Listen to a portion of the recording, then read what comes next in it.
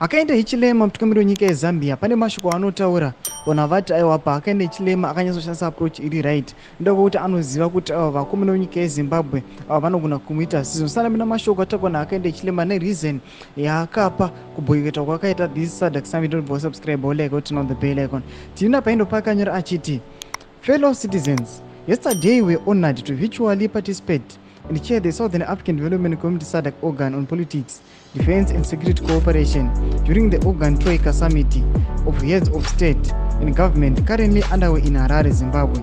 In our remarks, we regretted that we are unable to be in Harare due to pressing national matters that require our presence here at home.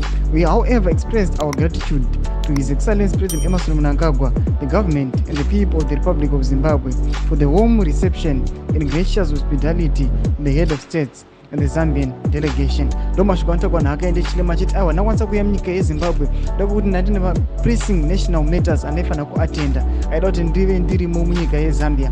Panapa tinoona kuti muri yeZimbabwe taona kuti panapa anyatsoshandisa approach iri right apa mareasons ataona kuti panapa anyatso kuconfuse vakomana the ruling party yeZimbabwe nyange taiziva kuti vanga vasingamudi Hichilema kuti apinde nyika yeZimbabwe nekuda kwema diplomatic tensions aripo pakati peZimbabwe neZambia.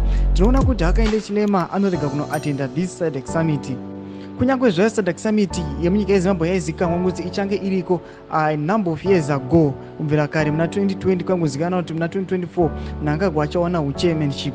Toona kuti aiwa muzara nhasi aiwa sezvangoita president weSouth Africa angouya zvange muzara nhasi just a few hours odzokera. Zvatinoona kuti Hichilema anyatsokuona kuti aiwa andingambopindi munyika yeZimbabwe. Mareasons angapiwa zvako but muri yeZimbabwe muchitarisa mega munyatsokuona kuti aiwa pane zviripo apa. Tudze mafungiro enyu pine comment section medu. Subscribe or like and turn on